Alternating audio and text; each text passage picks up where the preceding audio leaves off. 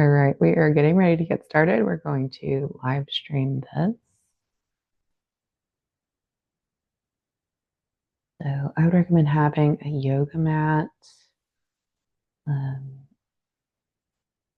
maybe a journal. I'm sure you might want to take some notes as well.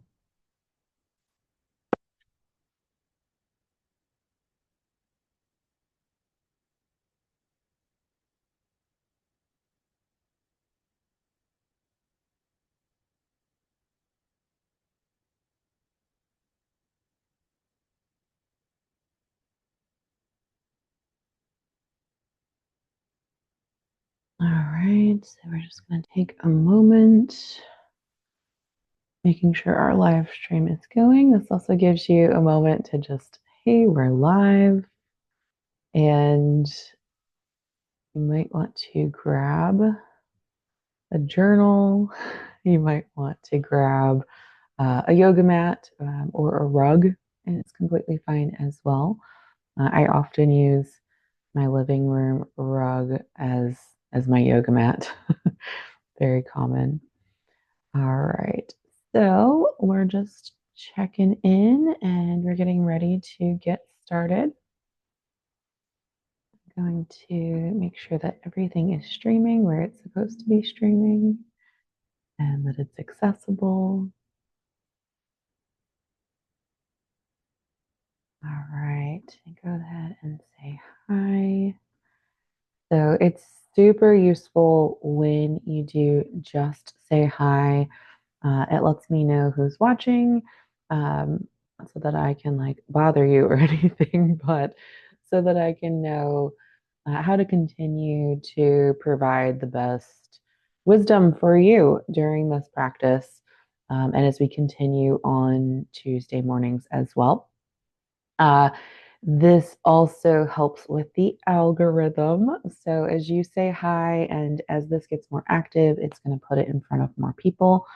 So if you think more people need yoga and mindfulness, then just make a comment below and that will help boost that as well. All right, let's get started for today. So hi, I'm Izzy Nally, if we haven't met. And today's practice, we are talking about motivation this month in the Business Growth Lab. And I thought I would bring that to you. It's a common question that comes up, even in the holistic practice and having clients there, is the motivation to start something, the motivation to continue to do something. That comes up a lot. So if you've ever struggled with motivation, that's what we're going to talk about today. So, motivation is a feeling. I think we can all say yes to that. But I really want to take a moment to ask you, how would you describe motivation for you? Like, what does that feel like? Maybe it's a feeling in your body. Maybe you have another word that you could help describe what motivation is for you.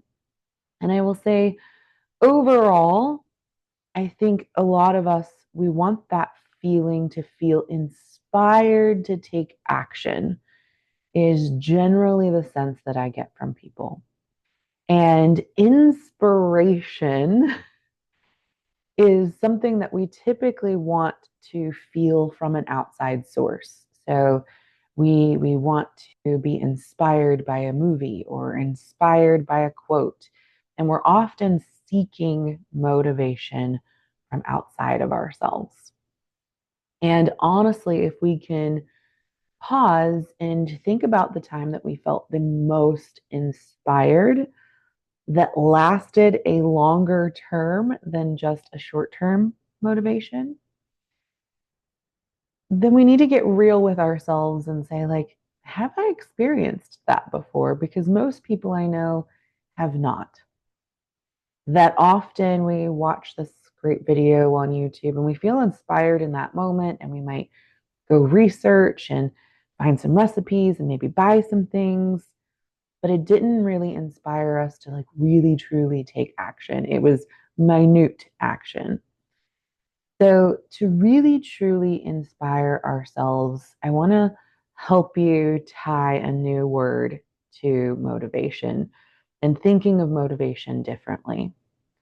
And if we could replace that word with the word dedication, what are you dedicated to?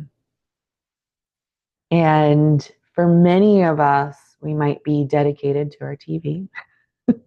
We might be dedicated to our phone. We might be dedicated to our habits.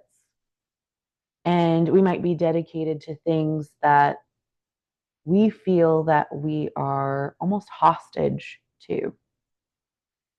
And a lot of times that is our autonomic nervous system choosing the familiar pain over the unfamiliar pleasure. Our brain is designed, if you want to use that language, it is wired to choose pleasure over pain. Yes. And I always hear that. I'm like, but it is wired to choose pleasure over pain. But it is also wired to choose uncomfortable familiarity because that feels safe than the unknown of something that's unfamiliar. So both of these things are true.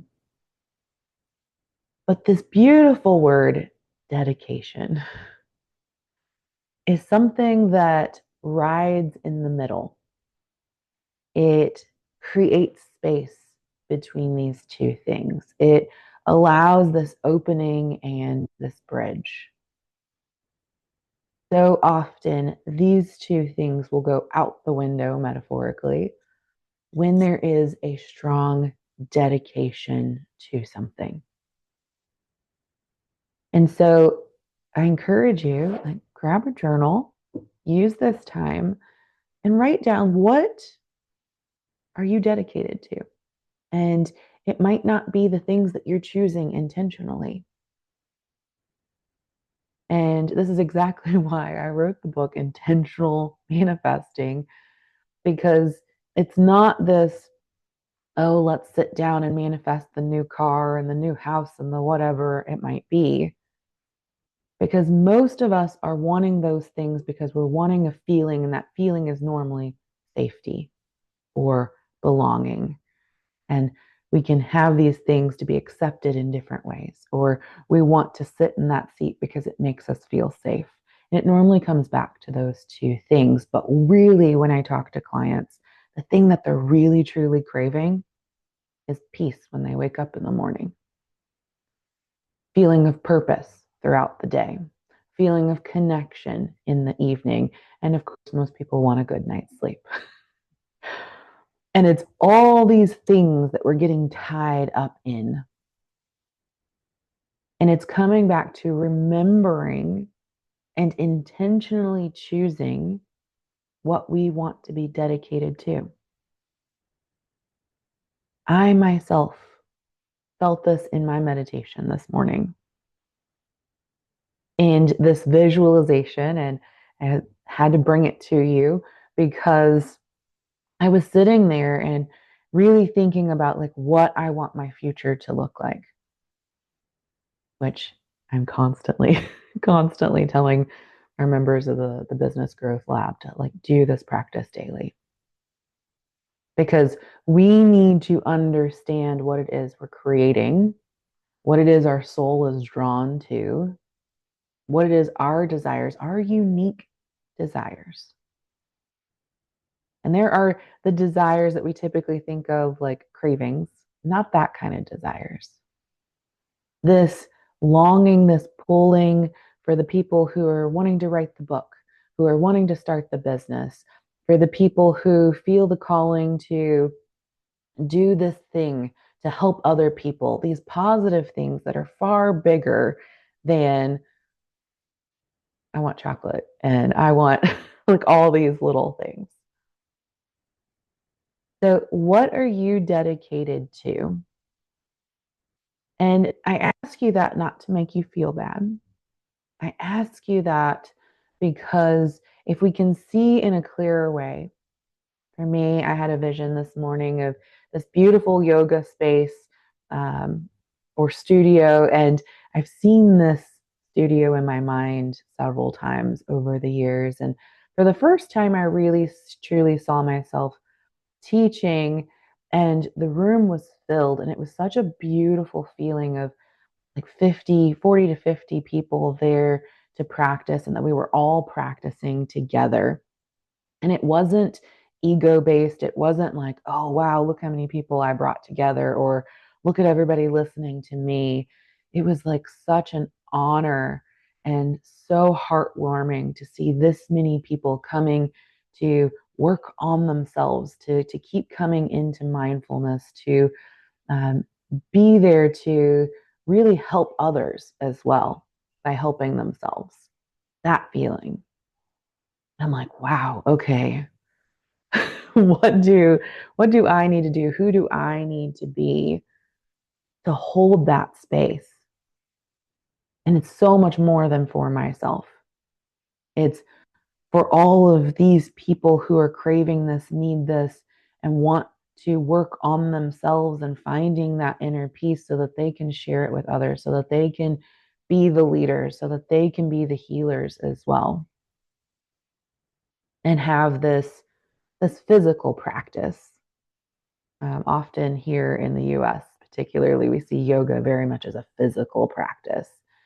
And yoga is so much more than that, but it's a beautiful physical practice as well. It can be of the eight limbs of yoga. And to be able to hold that space, and I suddenly saw like the dedication and the energy that I need to bring. And then I heard the word dedication, the dedication to it. And dedication does not show up in going to church one day a week, right? For many of us, or going to yoga class one day a week.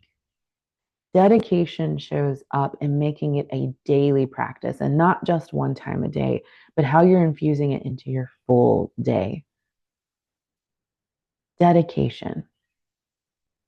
And as we look at that dedication and feel and tune into that dedication of tapping into becoming your highest version of yourself, peeling back all these layers that sometimes our humanity gives us, or our society gives us, and just all these layers, these veils, so that we can feel and tap into our pure self. And yoga and the physical practice. As we move through, as I promised for today, that we would move through this back friendly spine health flow, I really want you to invite in this feeling of dedication. I had once heard, and it completely changed my practice, that yoga can be a moving prayer to a dedication to anything you want to dedicate it to. You know, for some of us, it might be dedicating it to your practice of God, dedicating it to your practice of the universe, dedicating it to overcoming a challenge that you're going through, dedicating it to achieving your goals and dreams, whatever you choose to dedicate it to. That yoga is a spiritual practice, not a religious practice, although it can be part of your religious practice. It can be a part of whatever belief system that is unique to you or that you participate in. And so when I say, how are you going to dedicate your practice today? It will change the way you move.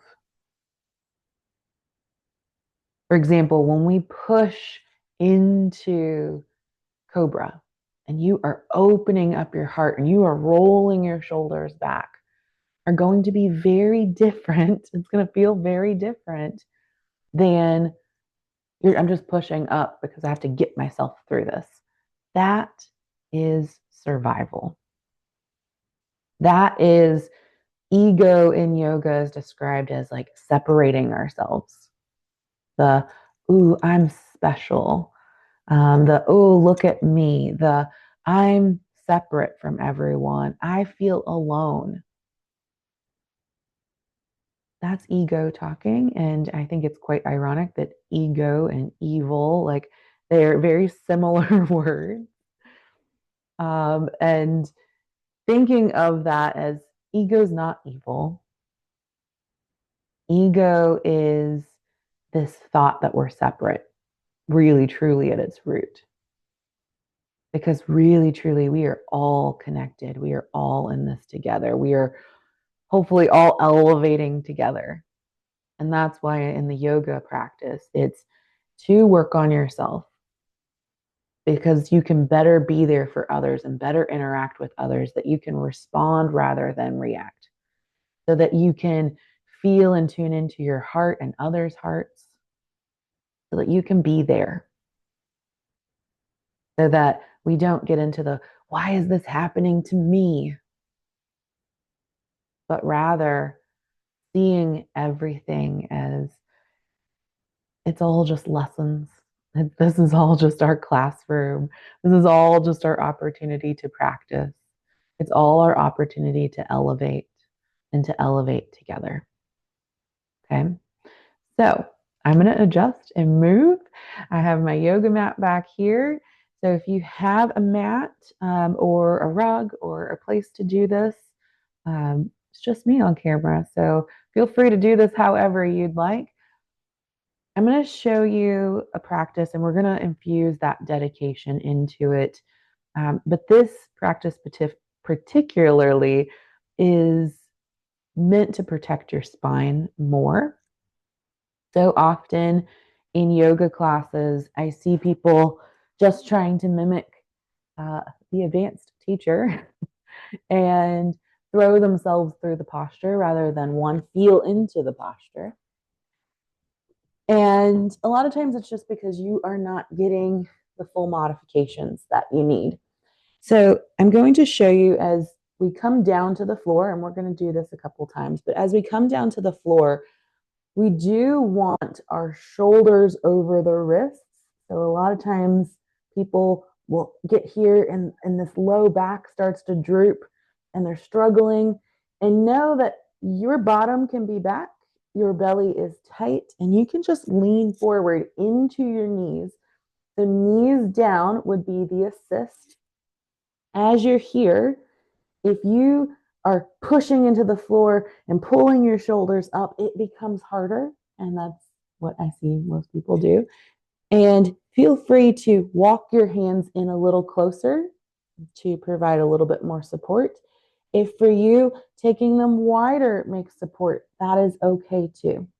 So play around with that for a moment just to see what that feels like for you. I like a little more narrow because as we shift forward, we're going to bend the elbows and we're bending the elbows back. So I'm going to show you here. We're bending the elbows back. So it's not like a regular push-up. We're pulling them back. And so as we're here and we're pulling them back, we're going to lower down. Now use your breath. Do not hold your breath here, right? We would not move through a moving prayer holding our breath, right? So we are here and we're lowering down, exhale. And then as we lift, we don't want the elbows out. We're not feeling sloppy. We're being intentional. So we're going to pull the elbows back. We're going to reach long through the neck. And again, let your heart shine. Inhale. Another thing I see here too is cobra. Cobra is not a big giant back bend. It's not that. It is simply lifting through the back of the head, pulling the shoulders back and letting the heart shine.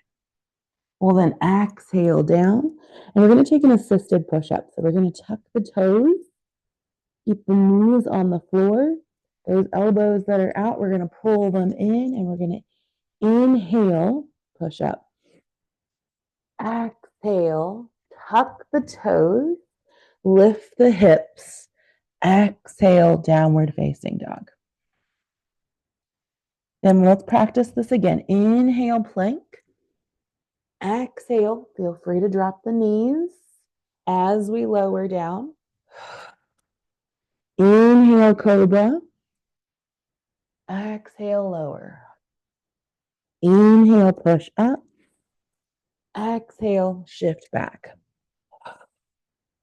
Inhale, forward. Exhale, lower. Inhale, heart shines. Exhale, lower. Inhale, push up. Exhale, push back. Now, to come out of this, or to come into this rather, you can walk your hands back. You can walk your feet forward. There's hopping, stepping forward. But let's look at what this looks like through the practice. All right. Adjusting the camera. So we're standing and we're going to inhale, reach up. Exhale, let's step our left foot back into warrior one. And then inhale, lift the hands. Exhale, hands come down. Turn the back foot onto the toe. Step back. Inhale, we're into plank. Exhale, lower down. Inhale, heart shines. Exhale, release, bowing. Inhale, push up. Exhale, shift back. Wiggle, shift from downward facing dog. We're pulling the belly button up and in, pushing the chest towards the top of the feet. Long neck, soft elbows. And just feel yourself in this triangle-ish shape. Lifting the right heel and then planting that foot forward. From here, we can drop that back heel again into warrior one, rise up. And then we can bring the hands to prayer, step forward. And so you can repeat that on the other side. And I'm going to encourage you for your home practice. You take a moment, take a breath if you need it.